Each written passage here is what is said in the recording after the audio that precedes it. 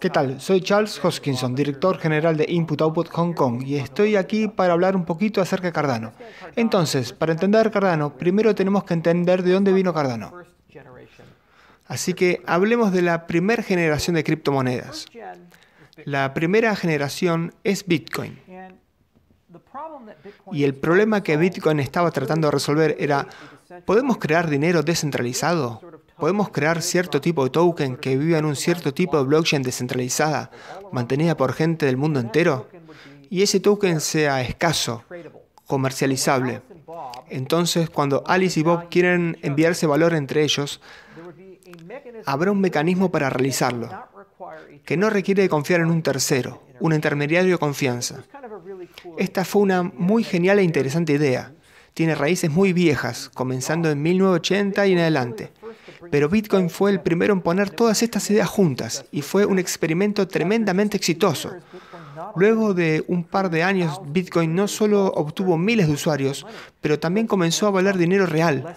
Los tokens se fueron de menos de un centavo hasta $1, eventualmente a $100. Y en ese periodo de tiempo vimos una enorme cantidad de gente decir, wow, esto es muy interesante. Sin embargo, el inconveniente es que las transacciones entre Alice y Bob tienen más que el mero acto de mover dinero. Hay una historia detrás de esa transacción. Hay términos y condiciones. Por ejemplo, ¿qué pasa si Alice le dice a Bob, te envío mi dinero, si y solo si reparas mi techo? Esto es un contrato. Esta es la historia. La primera generación blockchain no era muy apropiada para esto. Cada vez que alguien quería hacer un cambio a Bitcoin, debían crear una nueva criptomoneda o debían resolver cómo instalar un engorroso protocolo superpuesto como Mastercoins o Colorcoins. Entonces, en 2014, Vitalik Buterin, yo mismo y muchos otros nos juntamos y lanzamos la segunda generación de blockchain. Y esta es Ethereum. Ethereum es como cuando el JavaScript llegó al navegador. Fuimos de esas páginas simples y estáticas que no eran muy funcionales, pero al menos hacían algo, a páginas que eran completamente programables, que nos permitieron crear los Facebook, los Google, los Gmail, las experiencias que hemos llegado a conocer y querer.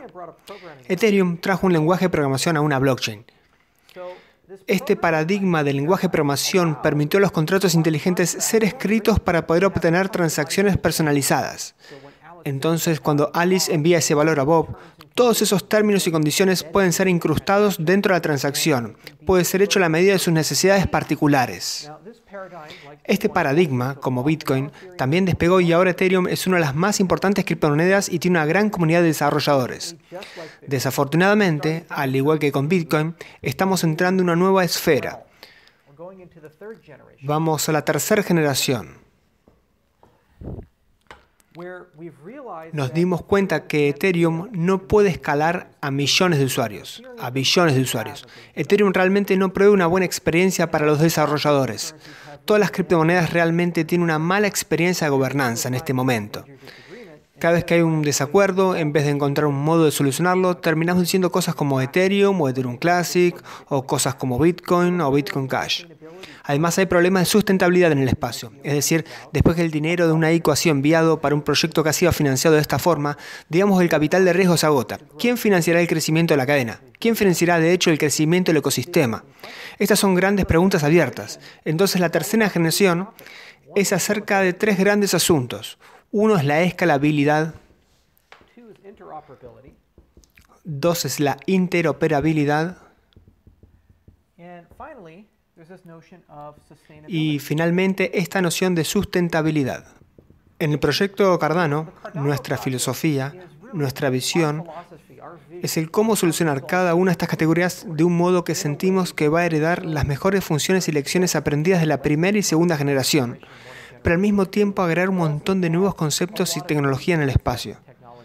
Y este proyecto está construido con realmente buenos principios. En concreto dos. Primero, toda la ciencia, las guías, las soluciones a estos problemas atraviesan alguna noción de revisión por pares.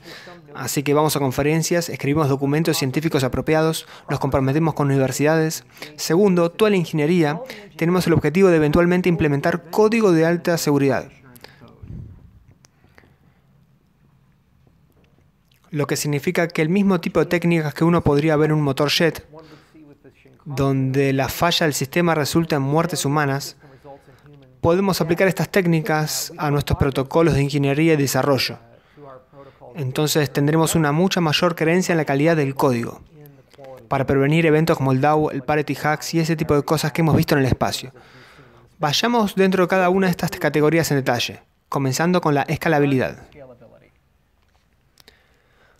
La escalabilidad es un término cargado y tiene un montón de significados.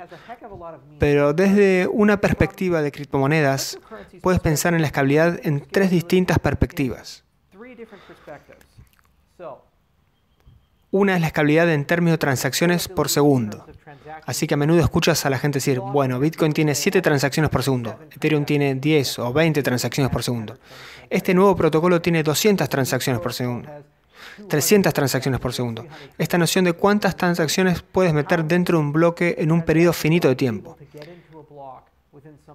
Pero no es la única cosa de la que tienes que preocuparte. Las transacciones llevan datos. A medida que tienes más transacciones, requerirás de más recursos network. Entonces también está esta noción de ancho de banda o network, donde que para un sistema pueda escalar a millones y billones de usuarios, ese sistema puede requerir cientos de megabytes a gigabytes por segundo de ancho de banda para ser capaces de soportar todos los datos que lo están atravesando. Esto es común para las empresas, pero no donde debemos estar en un mundo peer-to-peer. Finalmente está esta noción de escala de datos. Las blockchains guardan cosas, esperemos que para siempre. Así que cada vez que incluyes una transacción, independientemente de si sea relevante o no, entra en un log. Y a medida que tienes más y más transacciones por segundo, necesitas más datos. Y como consecuencia, las blockchains van a crecer de megabytes a gigabytes, a terabytes, a petabytes y potencialmente incluso a exabytes. De nuevo, esto está bien en el mundo de network, pero no cuando hablamos de un sistema replicado cuyo modelo de seguridad se basa en que cada nodo tiene una copia de la blockchain. Esto no es manejable por dispositivos de consumo. Entonces, con Cardano, estamos tratando de solucionar estos problemas de un modo elegante. Concretamente, a medida que agregamos gente a la red de trabajo, naturalmente ganamos más transacciones por segundo, obtenemos más recursos de red de trabajo y eventualmente tenemos una mayor capacidad total de almacenamiento de datos sin comprometer el modelo de seguridad. Hablemos un poco de las innovaciones que ya hemos traído. A saber, hemos desarrollado un documento revisado por pares para un protocolo de prueba de participación probadamente seguro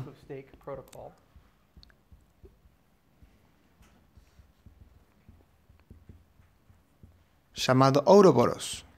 Y Ouroboros es uno de los protocolos más eficientes dentro del espacio de criptomonedas y es en realidad el primero en ser probadamente seguro en una forma criptográfica muy rigurosa.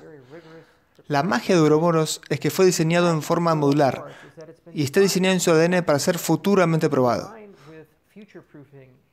Ouroboros funciona básicamente partiendo el mundo épocas.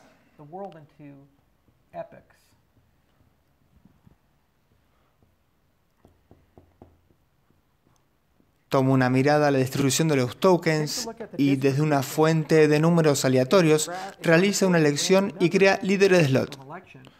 Estos líderes slot funcionalmente realizan la misma cosa que un minero haría en Bitcoin. Esto es básicamente lo mismo que cuando una persona descubre y gana un bloque en Bitcoin. Pero la diferencia es que no requiere esa extensa cantidad de recursos computacionales que Bitcoin utiliza para construir un bloque. Y como consecuencia, este sistema es considerablemente más barato de operar, teniendo incluso garantías de seguridad similares a las que Bitcoin actualmente disfruta. O sea que es un gran avance. Pero la otra cosa realmente interesante es que el líder de slot no tiene que solo mantener un único bloque, una única cadena. Puede en realidad mantener otros bloques y otras cadenas. Porque el costo de construir un bloque es tan bajo, en realidad es posible hablar de consenso sobre un rango de blockchains en vez de una única cadena. Además, las épocas podrían ejecutarse en paralelo. Entonces, en vez de tener una época ejecutándose y luego otra época ejecutándose, la primera podría desarrollar un sistema usando Ouroboros, donde las épocas se ejecutan en paralelo y las transacciones son, en consecuencia, fraccionadas. Lo que efectivamente esto significa es que a medida que ganas más usuarios y tus usuarios ganan más habilidades, estos líderes serán capaces de mandar más tipos de blockchains y ejecutar el procesamiento de transacciones blockchain en paralelo. Este es un avance considerable.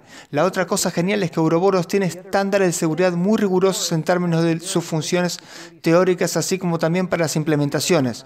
Como consecuencia, a medida que desarrollamos más capacidades para el protocolo, estas capacidades son de alguna forma componibles. Significa que estas capacidades también serán seguras, mientras que otros sistemas tienen que probar esto caso a caso y en algunas ocasiones teniendo que realizar modificaciones considerables a su sistema. Además de esto, en Ouroboros intentaremos tener resistencia cuántica, con suerte en algún momento de 2018. Cuando los DLLots firmen el bloque, estarán usando un esquema de firma de resistencia cuántica. O sea que podemos tener un sistema futuro incluso más probado. Esa es una especie de primera vista. ¿Cómo construimos una manera de mantener la red que no cueste $300.000 por hora, que es lo que actualmente Bitcoin cuesta, a la corriente cotización del mercado, que son 5.000 por moneda, y cómo construimos un sistema que nos permita ir en paralelo y también nos permita mantener muchas cadenas simultáneamente? Este es el corazón de Ouroboros. Como mencionamos anteriormente, una de las cosas más importantes al desarrollar una criptomoneda es asegurarse de que la criptografía es desarrollada en forma muy rigurosa y revisada por pares. De hecho, Ouroboros fue aceptado en Crypto 17.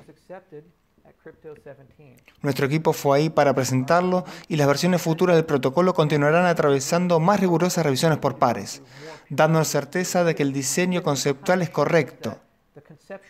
La otra parte es que de hecho estamos modelando una especificación formal de Ouroboros usando el cálculo lateral,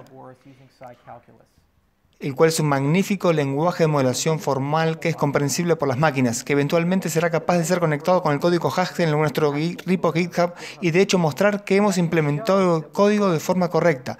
Este es un estándar que actualmente no existe en nuestro espacio y estamos muy emocionados en ser los primeros en traerlo a nuestro espacio. Pero esa no es la única cosa requerida para la escalabilidad. También necesitas la habilidad de mover grandes cantidades de datos al mismo tiempo.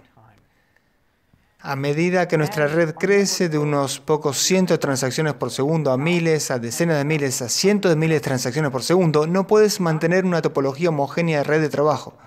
En otras palabras, no puedes tener una situación donde cada nodo tiene que relatar cada mensaje, porque habrá nodos que no tendrán esas capacidades, especialmente a medida que crecen.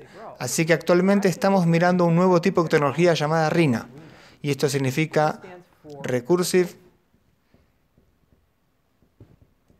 Internetwork Architecture. Entonces, RINA básicamente es una nueva forma de estructurar las redes de trabajo, usando normas y principios de ingeniería muy inteligentes, mayormente concebidos por John Day de la Universidad de Boston. Y el objetivo aquí es construir una network heterogénea que dé similares tipos de garantías de privacidad, garantías de transparencia, garantías de escalabilidad, que esperarías tener un protocolo TCP/IP, pero construida de una forma en que realmente puedes razonar acerca de cómo la red de trabajo estará compuesta en una capacidad formal. En otras palabras, RINA es un gran paso adelante que nos dará una forma muy natural de afinar y configurar Cardano mientras crece de cientos a miles a decenas de miles de transacciones por segundo. Y algo que sin inconvenientes se conectará e interoperará con TCP/IP. Estamos muy emocionados de traer esto en parte durante el 2018 y completamente en el 2019. Y pensamos que va a ser una gran solución para muchos de los problemas de sobrecarga en las redes de trabajo que estamos teniendo. Finalmente, tenemos esta noción de escala de datos. Y está entre uno de los problemas más difíciles de resolver. Y es uno al que continuamos mirando y examinando. Pero la realidad es que no todo el mundo requiere todos los datos. Las transacciones que Alice le envía a Bob no son relevantes necesariamente para Jane y Bill. Son solamente relevantes en el contexto de que esta gente es capaz de transferir la propiedad de su dinero y saber que los tokens que están recibiendo son legítimos y correctos. Tienes técnicas como el pooling, técnicas como las suscripciones y alguna forma de compresión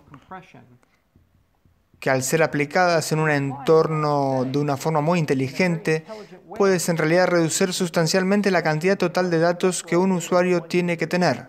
También está la idea de particionamiento.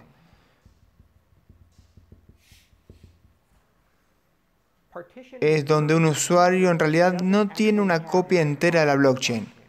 Más bien tienen un fragmento, a diferencia de otros muchos fragmentos, y esta noción de que puedes poner todas estas cosas juntas. Uno de los objetivos del proyecto Cardano es estudiar esto de forma muy rigurosa y llegar a una nueva arquitectura blockchain a medida que se vuelva necesaria, que permitirá a la gente tener cantidades menores de datos, pero en un total, obteniendo el mismo nivel de garantías de seguridad que las transacciones que reciben, los cómputos que se han ejecutado son correctos. Parte de esta investigación también involucra algunas de nuestras ideas acerca de cadenas laterales. Hablaremos de ello en la sección de interoperabilidad, pero como una mención resumida, todo lo que en una cadena lateral es son dos componentes. Primero es la noción de crear una representación comprimida de una blockchain. Y está esta noción de crear interoperabilidad entre las cadenas. Estamos traduciendo transacciones entre las cadenas. Algunas de las cosas que hemos podido probar con nuestra reciente investigación en cadenas laterales nos dan esperanza de que podamos crear representaciones comprimidas de una blockchain mientras crece de gigabytes a terabytes a petabytes, y que estas comprobaciones nos dan alto nivel de certeza de que la transacción que estamos viendo, la historia que estamos viendo es correcta, incluso siendo estas pruebas tan pequeñas de megabytes a kilobytes. Así que esta es nuestra solución para los datos, es enfocarla con una visión pragmática, donde estamos en algunos casos restringiendo lo que la gente ve en una muy inteligente base de caso a caso. Particionamos las cosas donde y cuando podemos y encontramos formas criptográficas realmente inteligentes de comprimir la historia, lo que nos da el mismo nivel de confianza incluso cuando no lo tenemos todo. Pero hacemos esto de una forma en que no remueves la duplicación original de garantía de seguridad que Bitcoin ha provisto al espacio. El otro hecho afortunado es que las TPS tienden a crecer, los recursos red también tienden a crecer. El almacenamiento todavía es relativamente barato y disponible, así que creemos que del lado de escala de datos de Cardano es algo que no tenemos la urgencia de resolver hasta fines del 2018 o mitad del 2019. La investigación acaba de comenzar en la Universidad de Edimburgo y tenemos intenciones de continuarla y creemos que tendremos las primeras aproximaciones probablemente a mediados del 2018 y eventualmente tener una solución total para el problema a fines del 2019 para el sistema. Este es como el primer componente. Construyamos un protocolo que nos permita escalar las transacciones por segundo. Entonces, a medida que ganamos más gente dentro del sistema, obtenemos un mayor rendimiento. Creemos un apilamiento de red desarrollado por uno de los primeros del Internet de los comienzos, que ha aprendido de algunas lecciones de TCP/IP y otros sistemas tienen. Es un poco menos frágil y más fácil de afinar y configurar, por lo que puede manejar un gran número de redes heterogéneas basados en escenarios de la vida real. Y surjamos con alguna manera inteligente de manejar los datos en el sistema, sin comprometer las garantías de seguridad. Cuando el particionamiento sea adoptado, algo parecido a BitTorrent, de hecho ganas un montón más de recursos para el almacenamiento total. Entonces, si no tenemos que replicar la base de datos, más bien la podemos distribuir, hay una esperanza de que podamos construir un gran sistema de archivo distribuido para Cardano y tener totalmente disponible petabytes de datos, incluso si el usuario particular solo tiene una pequeña cantidad. Así que ese es el primer pilar, esta noción de escalabilidad. Pero la tercera generación demanda dos más, y por eso, para el proyecto Cardano, haremos estas cosas. Primero está esta noción de interoperabilidad, que dice que no habrá un token para gobernarlos a todos. Así que, perdón, Bitcoin, tendrás muchas redes de trabajo, como Ethereum y Bitcoin, Ripple, sistemas heredados como las networks tradicionales de bancos, ejecutándose en viejos protocolos como SWIFT y más antiguas networks de contabilidad como ACH, etc. Y todos estos sistemas hablan su propio idioma y todos estos sistemas tienen sus propias lógicas de negocio y sus propias reglas. Actualmente, es muy difícil para Ethereum y Bitcoin entenderse entre ellos, sustancialmente más para las viejas networks bancarias, las cuales tienen el requisito agregado de metadatos y atribuciones de transacciones.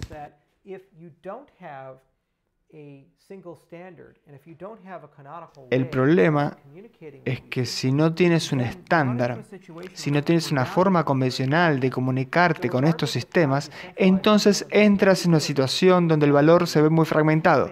Así que independientemente de cuán descentralizado sea cualquiera de estos ecosistemas en particular, los asteroides de Reyes serán los pequeños centros de embarque y desembarque que controlan los movimientos de valor entre los sistemas.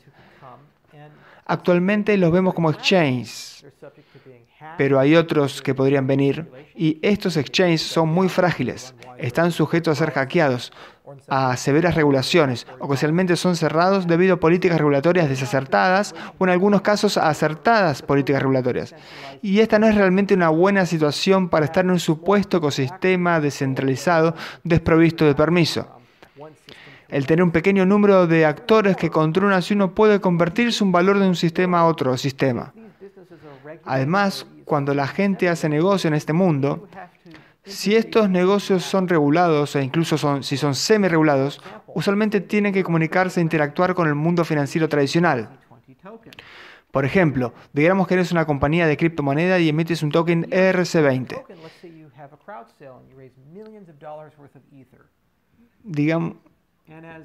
Digamos que tienes una venta en masa para ese token de ERC20 y recaudas millones de dólares por valor de Ether. Y como una compañía real, con una cuenta bancaria, en una jurisdicción legal, empiezas a vender ese Ether y a depositar millones de dólares en tu cuenta bancaria. Bueno, el banco es una entidad regulada y la primera pregunta que te harán es, ¿de dónde sacaste estos millones de dólares? Y el banco te pedirá que expliques, que proveas detalles y tú dirás, sí, tuve una venta en masa y vendí un token ERC20 y recibí un montón de Ether. Te preguntarán quién te los dio, quiénes son tus clientes, y tú responderás, gente de la Internet. Desafortunadamente, esa no es una buena respuesta, y esta entidad, como entidad de negocios regulada, tiene que presentar reportes de actividad sospechosa, tiene que lidiar con gente de su lado como el Departamento de Tesoro o quizás la Unión Europea, etc. Estas entidades sienten que esta es una proposición muy riesgosa y esta es la desafortunada realidad en la que tendemos a vivir en nuestro mundo. Tenemos enlaces cruzados frágiles a lo largo de las criptomonedas, así como también el sistema financiero tradicional. Y no hay forma de escalar transacciones de una forma muy natural para que cuando uno quiere hacer negocios con el mundo tradicional, estos metadatos, atribuciones, información de observancia que uno desearía tener no está presente y como consecuencia, cualquiera haciendo negocios aquí automáticamente se convierte en un negocio de alto riesgo. Esta es una situación desafortunada. La idea de la cripto de tercera generación con respecto a la interoperabilidad es una criptomoneda que tiene la capacidad de entender y mirar a otras criptomonedas. Una criptomoneda que cuando vea Ethereum y un evento ocurriendo aquí, puede de hecho verificar si el evento es verdadero o falso. Por ejemplo, si Alex dice que tiene Ether y envía Ether a Bob, esta criptomoneda debería ser capaz de saber que la transacción es legítima, si es algo que le concierne a la criptomoneda tercera generación. Entonces las transacciones a través de las cadenas son fiables y deberían poder ser capaces de hacer esto sin la necesidad de una tercera parte. Esto es lo más importante, porque queremos crear un Internet de blockchains, un Internet de valor que fluya tan fácilmente como Bitcoin lo hace o Ether lo hace. Nos queremos mover a través de las cadenas. El primer componente de esto es tener una cierta noción de las cadenas laterales. Aunque esto no es una idea nueva, Atomic Swaps a través de las cadenas laterales han estado por aquí hace mucho tiempo. Han sido propuestas en 2012, quizás antes. Pero el concepto básico es que hay alguna manera de estructurar la información desde una cadena a otra cadena, de forma que cuando una transacción es enviada, esa compresión estructurada de información te da la habilidad de saber si esa transacción es legítima o no. En otras palabras, la persona que te está enviando de hecho tiene ese valor y también ese valor no ha sido gastado dos veces. Es un concepto muy importante. El otro lado de esto es que tienes que tener la habilidad de hacer esto en forma muy comprimida. Hay más de 1000 criptomonedas en uso y las criptomonedas se están volviendo largas y más largas. Entonces no puedes decir, bueno, la única forma de entender a la otra blockchain es tener una copia de la blockchain del otro sistema. Esa no es una solución escalable. Tienes que ser capaz de ver estos sistemas de forma muy comprimida. Cardano ha comenzado su esfuerzo en cadenas laterales. Recientemente publicamos un papel con Andrew Miller, Dionysis Sindros y Angelos Kayas, y este documento contiene un enfoque muy bien pensado de cómo generar pruebas en el mundo de las pruebas de trabajo, llamadas pruebas de trabajo no interactivas. Tenemos muchas esperanzas de que este enfoque pueda también ser adaptado para el seteo de prueba de participación. Y estas dos cosas juntas, combinadas con alguna ingeniería inteligente, nos debería permitir poder tener un profundo entendimiento de lo que está ocurriendo en las otras criptomonedas que están aquí para quedarse. Sin embargo, esta es solo parte de la historia. Aunque podamos crear esta utopía donde todas las blockchains pueden hablarse entre ellas y ser vistas, escuchadas, yendo de sordas, ciegas y mudas a ser muy inteligentes y robustas, el tema es que este mundo sigue siendo incompatible con este mundo. Principalmente debido a tres factores. Uno es la noción de metadatos. Dos es la noción de atribución. Y tres es la noción de observancia. Los metadatos son la historia detrás de la transacción. No es que importe que hayas enviado $50. Es dónde los gastaste, en qué los gastaste, a quién se los enviaste. Ese tipo de cosas. Esos son los metadatos, que realmente no están bien provistos en el espacio de las criptomonedas. Sin embargo, es un componente principal del sistema financiero tradicional. Hay una enorme cantidad de valor en los metadatos de una transacción. Y en algunos casos, los metadatos de la transacción permiten ser puestos en una jerarquía de riesgo. Cierto tipo de transacciones son tremendamente riesgosas. Por ejemplo, si hay una transferencia entre dos bancos americanos con base en Nueva York, entre grandes empresas. Esto es muy común y pasa todo el tiempo. Si hay una transferencia entre una pequeña compañía americana hacia una pequeña institución rusa, que luego va a Irán y luego va a Sudáfrica, este es un escenario completamente distinto. Incluso si los montos son los mismos, el número de saltos, las personas involucradas, la naturaleza de la organización, cuánto tiempo llevan haciendo negocios, todos estos son metadatos. El problema es que los metadatos son increíblemente personales, increíblemente privados y tienen una gran dificultad dentro del espacio de las criptomonedas.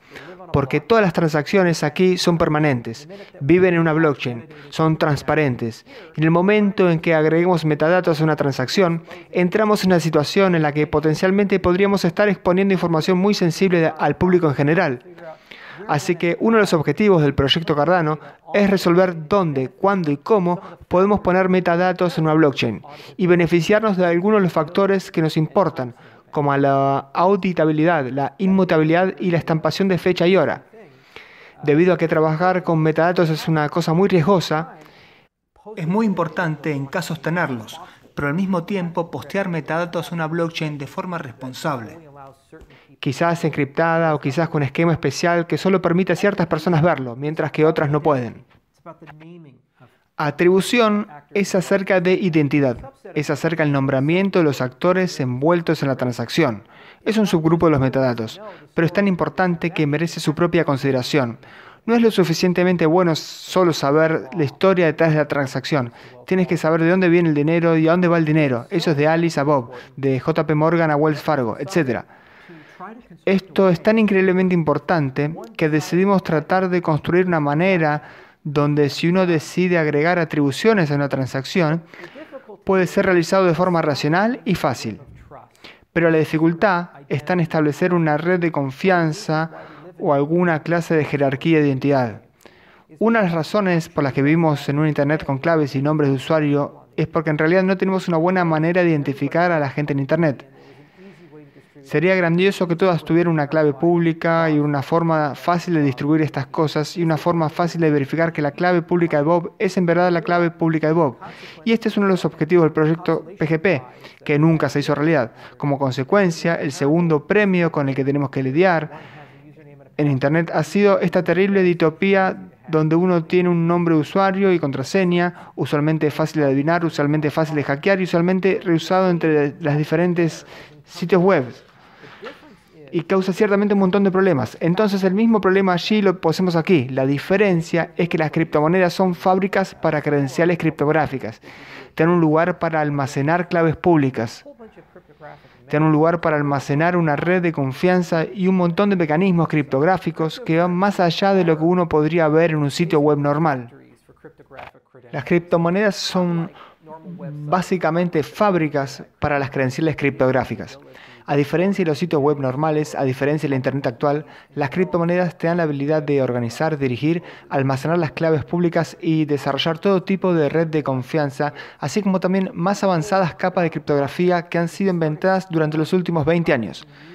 Entonces, parte del objetivo del proyecto Cardano es comenzar a explorar cómo podemos utilizar estas cosas que actualmente estamos usando para almacenar y salvaguardar nuestro dinero, para también identificarnos a nosotros mismos, cuándo y cómo queramos hacerlo.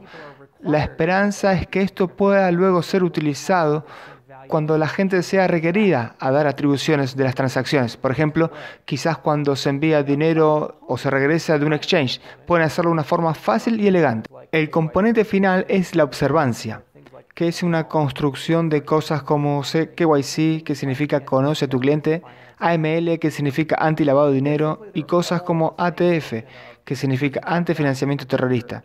Y básicamente todos son la noción de que hay una transacción que ha ocurrido. ¿Qué sabemos de esta transacción? De forma que podamos decir que se trata de una transacción legítima. Esto es algo que no necesariamente está considerado en el mundo cripto, pero es fundamental en cada institución, ya sea un exchange, un banco o cualquiera que esté en posición de ser un servicio de dinero, donde están manejando el dinero de alguien. Hay una muy rigurosa y severa regulación y estándares para el anti-lavado de dinero y el conocer a tu cliente y observancia. Entonces, con respecto a esto, nuestra esperanza es que podamos encontrar un balance saludable, donde una vez que hayamos distribuido estas credenciales criptográficas y una vez que tengamos provisiones para metadatos, que estos dos factores puedan ser puestos juntos de una forma muy creativa, en una base de caso a caso y en una base voluntaria, para que cuando alguien en el mundo cripto quiera hacer negocios en el mundo financiero tradicional, tenga la habilidad de escalar la transacción de una criptomoneda estándar a una que de hecho un banco pueda reconocer y pueda sentirse cómodo con ella. Por ejemplo, el escenario que dimos en el principio de esta presentación acerca de la venta en masa del token ERC20, uno podría enteramente imaginar la idea de decir que la única manera de que uno pueda enviar Ether a esta transacción sería si está estampada con ciertos metadatos accesibles para la persona que recibe y tiene cierta información de identidad que es transitiva, como por ejemplo que cuando retiran el efectivo del banco pueden comunicar eso al banco. Pero la clave aquí es realizarlo de una forma que proteja la privacidad y de una forma en que no necesariamente convierten a las personas en custodios de los metadatos, como hemos visto con el hackeo Equifax y otras cosas. La custodia de información identificable personal es bastante problemática. Un gran objetivo del proyecto Cardano es explorar este lado del espacio, usando nueva criptografía, usando metadatos opcionales y también utilizando hardware de confianza. Por ejemplo, lo que nos da todo tipo de capacidades, desde formas muy seguras de almacenar credenciales a la habilidad de proveer garantías de que los datos han sido destruidos luego de un periodo de tiempo, a cosas como la geoestampación.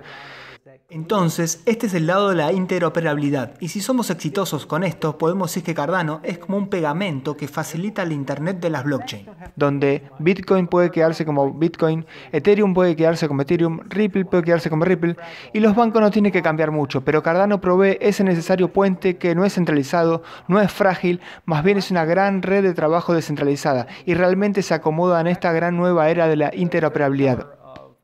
En las últimas dos secciones, hablamos de escalabilidad e interoperabilidad respectivamente, pero el tercer pilar de una blockchain de tercera generación, y es lo que Cardano aspira a ser, y probablemente es uno de los más importantes de los tres pilares, es esta idea de la sustentabilidad, y puede separar la sustentabilidad en dos componentes. Primero está esta idea de cómo pagamos por las cosas. So cryptocurrencies are not companies. Even if one is to say a cryptocurrency or a token is a security, las criptomonedas no son compañías. Incluso si uno dice que una criptomoneda o token es una seguridad, igualmente, de alguna forma, es descentralizada, es infraestructura. Es mucho más parecido a los caminos, es mucho más parecido a TCP/IP, son protocolos. Entonces, cuando hablas de un protocolo que es de código abierto, la idea es minimizar el costo operativo de ese protocolo. Entonces, cosas como poner peajes en el protocolo o propiedad intelectual en el protocolo, incluso si es por buenas intenciones, por ejemplo, para financiar una fundación, es probable que sean menos competitivos que los protocolos completamente abiertos, completamente gratuitos. Como consecuencia, es muy difícil darse cuenta cómo uno debería mantener estos sistemas, pagar por estos sistemas en largo plazo. Ciertas propuestas, como un modelo con algún tipo de patrocinio, donde una corporación decide voluntariamente ofrecer a sus desarrolladores, quizás pueda funcionar en el corto plazo, pero el desafío es que esos desarrolladores quizás terminen teniendo una enorme cantidad de influencia sobre la evolución y crecimiento del sistema. Entonces uno podría argumentar que un modelo de patrocinio conducirá a la centralización del poder en manos de unas pocas compañías que quieren modificar el protocolo en cierta dirección.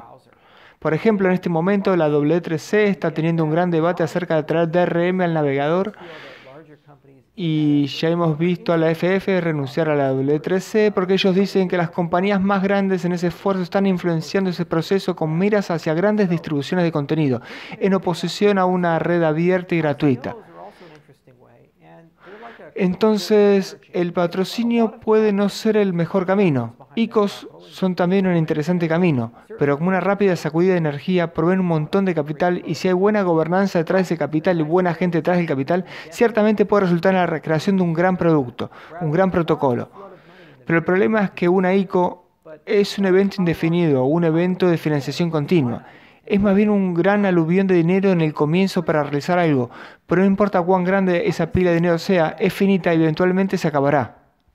La primera cosa es, ¿podemos construir un sistema que tenga un tesoro? Un tesoro es donde una blockchain es capaz de imprimir dinero y poner parte de ese dinero dentro de una cuenta bancaria descentralizada.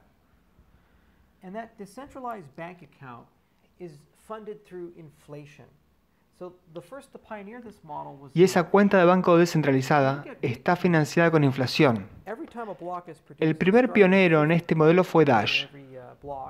Si miras a Bitcoin, cada vez que un bloque es producido, comenzó con 50 monedas para cada bloque y luego decrece un factor de 2 cada 4 años y ahora estamos en 12,5. Todo eso va al minero. Con el modelo de Dash, en cambio, en vez de ir todo al minero, una parte de hecho va a esta cuenta bancaria descentralizada. Luego, hay un modelo democrático para votar en propuesta de financiamiento. Entonces, lo que Bob puede hacer es submitir una boleta al tesoro. Y luego los poseedores del token pueden votar. Y si hay un umbral suficientemente alto, si hay una cantidad suficiente de votos, la boleta de Bob será aprobada y el tesoro se abrirá y le pagará a Bob. Este modelo abstracto es en realidad increíblemente robusto porque tiene un modo de ser recargado en una base continua. Es directamente proporcional a la influencia total del tamaño de la criptomoneda. Entonces, a medida que la criptomoneda crece, tiene más y más recursos disponibles que pueden ser gastados para crecer la criptomoneda.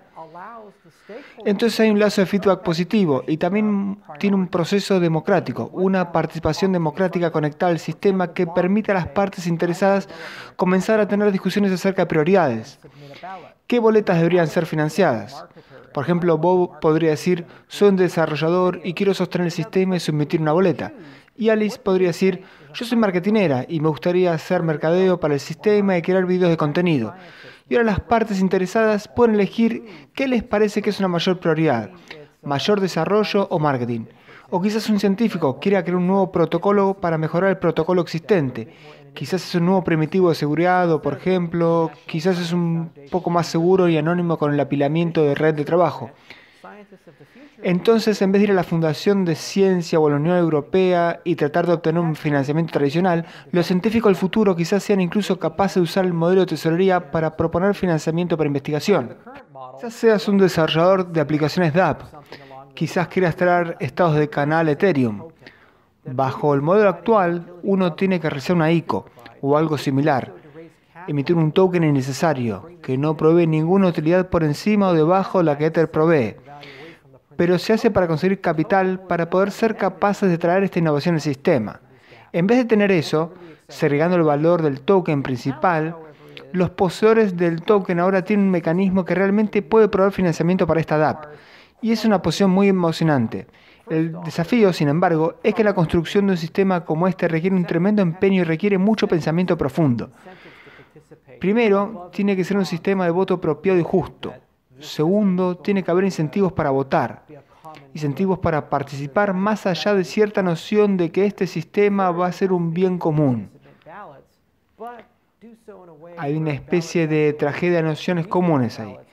Tercero, tiene que haber una forma fácil de submitir boletas, pero de una forma donde las boletas razonables tengan una prioridad mayor sobre boletas absurdas, y realizar todo esto de una forma que sea completamente descentralizada, y realizarlo de una forma que sea de algún modo distribuido y no requiere de un gobierno centralizado. El tesoro es bastante difícil. Dash tiene el primer ejemplo de esto y han tenido un tremendo éxito como proyecto, y a consecuencia de esto en IOHK estamos muy interesados en este modelo. Pensamos que esta es una de las cosas más importantes acerca de la sustentabilidad, porque está dejando algo detrás, incrustado dentro del sistema en sí mismo, que permite al sistema pagar por sus propias facturas. Sin embargo, como he mencionado, es bastante investigación. Así que ya hemos comenzado el proceso. Primero hemos comenzado examinando el sistema de votación y estamos buscando usar una modificación de la democracia líquida. Y combinando eso con un modelo de tesoro incentivado que hemos desarrollado,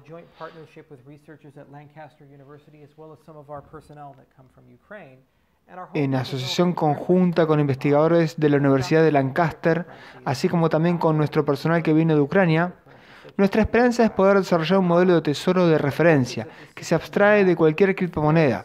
Es un modelo que puede conectarse a una criptomoneda como Ethereum, Classic o Cardano. La esperanza es que el sistema pueda tener un justo y sofisticado modo de balancear las necesidades e incentivos de las partes interesadas, así como también las necesidades de aquellos buscando financiación de forma razonable. Ahora, esto es una ciencia inexacta. Es una que requiere bastante iteración y es por ello que estamos tratando de construir este sistema con una capacidad modular para que el sistema de tesoro pueda ser actualizado independientemente del protocolo en sí mismo si es necesario.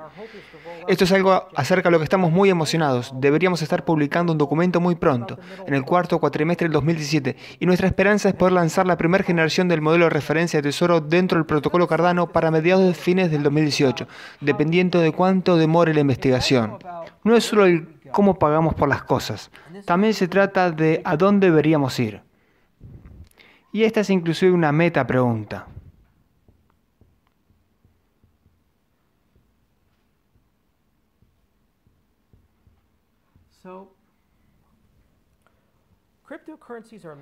Las criptomonedas son creaciones vivientes, no son estáticas en el modo en que una vez que escribes el código está finalizada, está lista. No hay noción de 2.0. Tienes que ser capaz de cambiarla a medida que la tecnología cambia. Casos de uso cambian o una nueva innovación aparece, la cual te puedes beneficiar tremendamente. Y generalmente haces esto con soft forks o hard forks.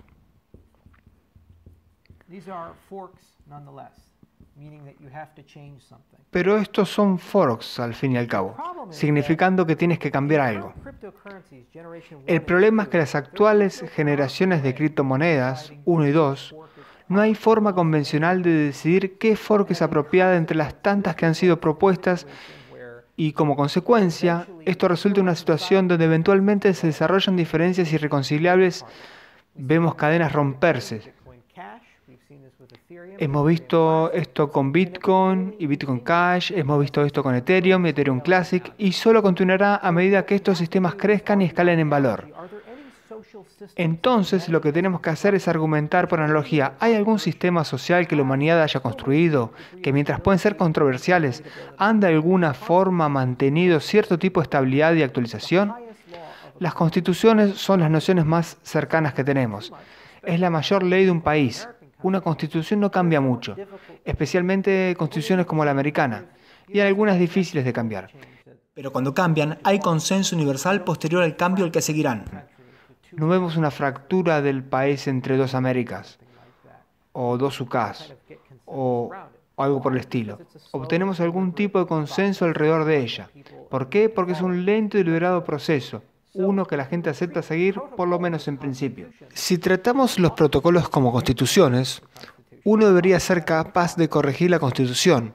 Uno debería tener el proceso para realizarlo.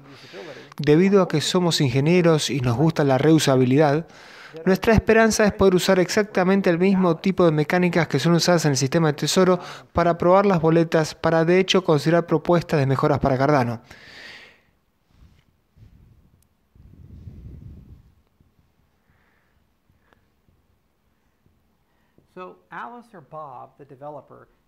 Entonces, si Alice o Bob, el desarrollador, pueden realizar una propuesta y ocurrir un proceso que Alice y Bob pueden seguir, que permite a la network votar si esto debería ser ratificado o no. Debería ser un proceso lento, sistemático, deliberado, que toma tiempo y esfuerzo, con umbrales cada vez más altos antes de una eventual adopción. La primera generación de esta tecnología es más acerca de progreso y mecanismo. Es una metaconsideración que vive afuera de la network, pero se apoya en la network. Por ejemplo, la habilidad de hacer votación de acuerdo al peso de la participación. En futuras versiones vamos a explorar la idea de convertir las propuestas de mejoras para Cardano en algo que sea entendible para las máquinas.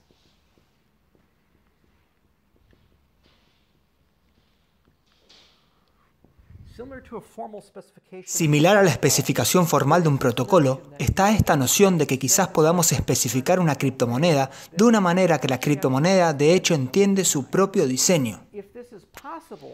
Si esto es posible, quizás podamos verificar si un cliente está siguiendo una especificación.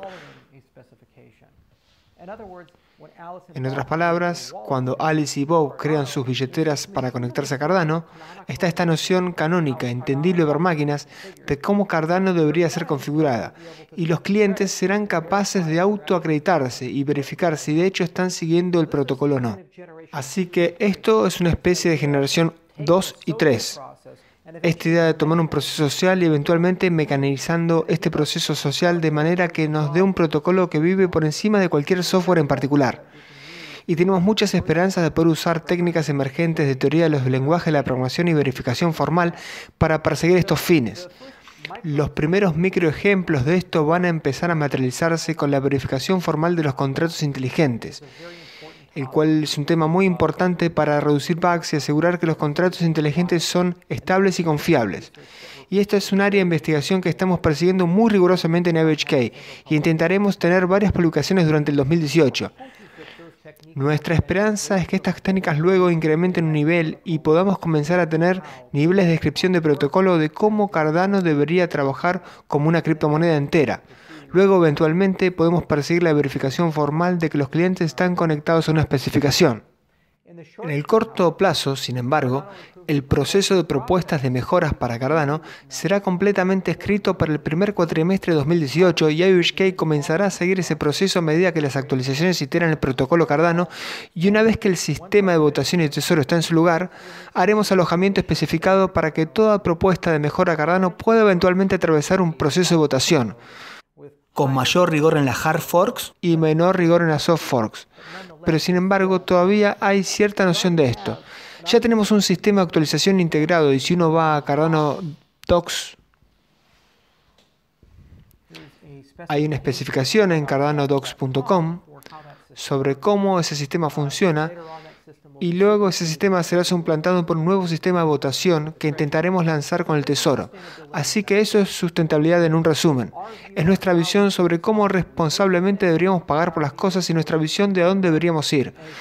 Al comienzo del protocolo usualmente hay mucha visión de los fundadores y mucha filosofía inicial, pero a medida que más gente entra al ecosistema y más expectativas y sueños son invertidos en el ecosistema, eventualmente este ecosistema crece más allá de sus fundadores. Así que es increíblemente importante el tener un proceso para cambiar el protocolo de una manera muy lenta, deliberada y metódica, que sea lo más inclusiva posible y lo más resistente posible frente a cualquier poder, maniobras o habilidad particular de intermediarios.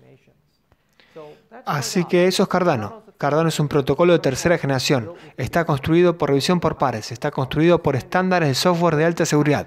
Está construido en Haskell, mi lenguaje de programación favorito. Está construido por un gran equipo internacional, muy bien financiada. IOHK se compromete hasta el 2020 y está construida para ser sustentable, interoperable, escalable. Es nuestra visión sobre cómo llevamos las criptomonedas del primer millón al primer billón. Muchas gracias por mirar y espero poder escuchar sobre ustedes pronto.